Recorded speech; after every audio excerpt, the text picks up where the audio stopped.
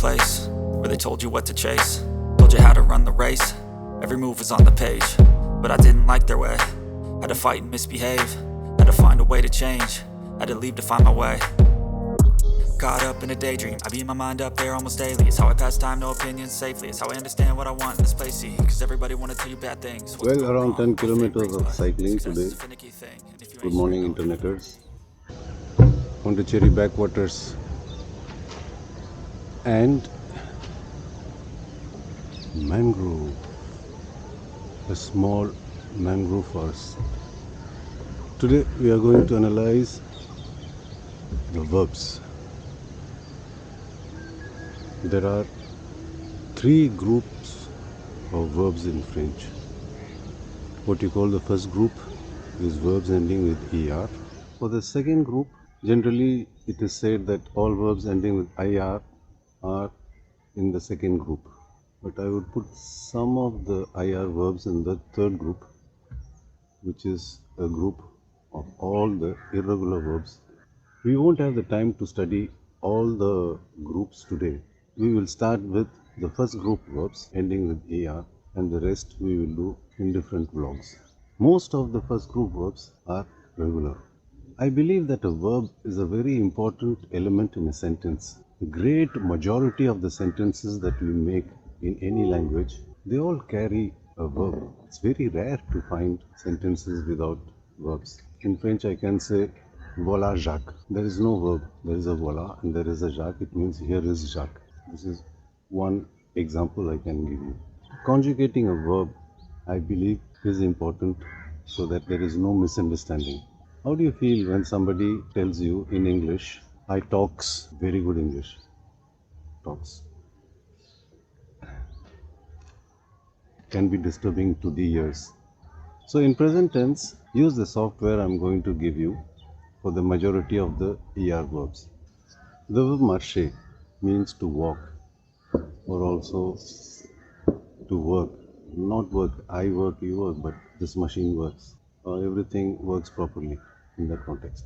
The infinitive form is marcher.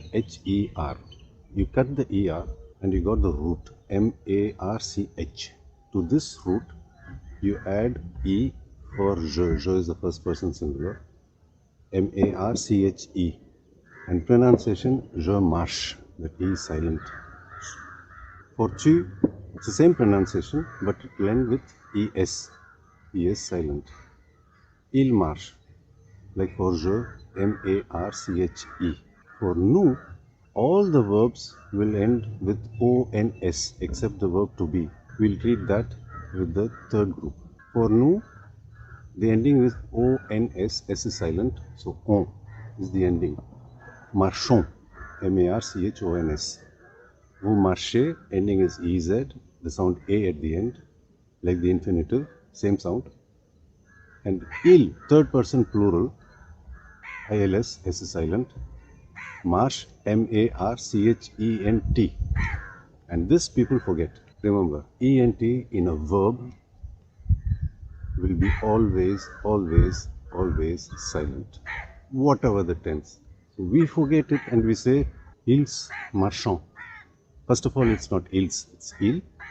The plural is silent in French. Il and then marche. Same thing for the feminine form of the plural. Elle marche. See, je marche, tu marches, il marche. Nous marchons, vous marchez, and again we come back to il marche where the ent is silent. Try it out with all the regular verbs of the first group. I'll give you a small list. But success is a finicky thing, and if you ain't sure, no, it'll never be. I don't wanna let myself down, myself down. I don't wanna let myself down, myself down. Next, we go to one phonetical issue. Let's take the verb manger. G-E-R is the ending. So, je mange, tu manges, il mange. When it comes to nous, careful, you have to add a e, G-E-O-N-S, nous mangeons. If you don't put the e, it has to be pronounced as mangon, because the e has the role of changing the g into a je. I personally call it Mangal Pandey, the freedom fighter who got sacrificed because it is not pronounced. The sole role of the E is to change the sound G into a J. So all the verbs with G-E-R will have this extra E with Nous. Why does this happen? Let's see it. Among the 5 vowels we have A, E, I, O, U, there are 3 which are called hard vowels and 2 soft vowels. A, O and U are hard vowels. So if you put it with G, it will give the sound Ga. If you put it with O, Go, and then Gu. But if you put it with E, it will be Je, not G. And if you put it with I, it will be J. Come back to another example with G. There is a name in English, George. Do you say Georgie? No, you say George. In French also, it is Georges. Geor, the E is silent, Mangal Pandey. And Ge, last E is silent, Georges. Next, have you ever wondered, when you say thanks a lot, you say merci beaucoup. You don't say merci beaucoup. You don't say merci beaucoup. The first C in merci gives the sound S. And the second C in beaucoup gives the sound K. It is the same reason, hard vowel and soft vowel. I is a soft vowel, so it becomes merci.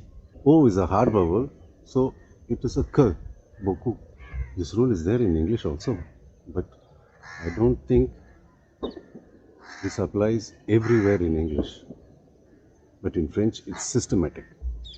So if you take the set of verbs that end with CER, listen, je commence, tu commences, il commence. When it comes to nous, you have to put that little hook under the C. In English, it's called cédilla. In French, it's called cédille. So nous commençons. If you put the cédilla, if you don't put the cédilla, careful, it becomes comme un con. Don't say con, it's a bad word in French. So nous commençons.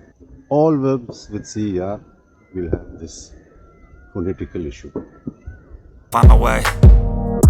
Caught up in a daydream, I beat my mind up there almost daily. It's how I pass time, no opinions safely. It's how I understand what I want in this place, see. Cause everybody wanna tell you bad things. What could go wrong, what fame brings, but success is a finicky thing. And if you ain't sure, no, it'll never be.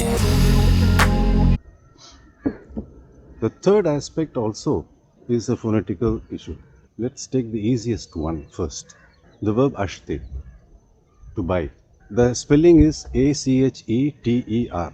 That E is silent, acheter. You don't say acheter. So when you conjugate it, J apostrophe A-C-H-E-T-E, that E is silent, last E is silent, just.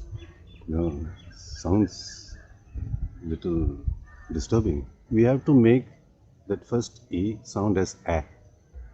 So you add accent grave, j'achète. Tu, same thing, accent grave. Il, same thing, accent grave. Now when you come to nous, no accent, because the sound continues after the T, so you can afford to keep that E silent. Nous achetons, like the infinitive. Vous achetez. And then when you put it in third person plural, that accent comes back, ils achètent. They have many ways of changing that silent E into a. If you take the verb s'appeler, when you give your name, the infinitive s'appeler, not s'appeler, so that E is silent. So je m'appelle. Here the sound A doesn't come with an accent grave. It comes because of the double L. Je m'appelle, tu t'appelles, il s'appelle, and then when you come to nous again, you change it back to single L. Nous nous appelons, vous vous appelez, and then il s'appelle, double L.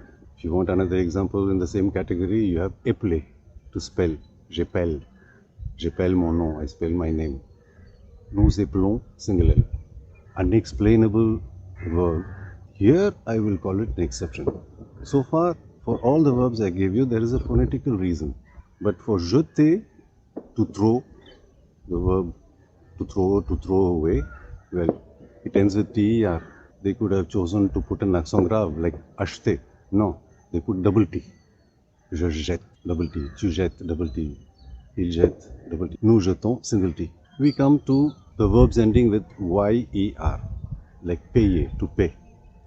In very old French, when I was in school, I learnt je paye, P-A-Y-E. Now the Y has disappeared and they put a I, je paie. Tu paies, il paie. Nous payons, Y has come back. Vous payez, Y has come back. Il paie, P-A-I-E-N-T. In the next vlog, we will see the second group verbs and also the third group. Bye.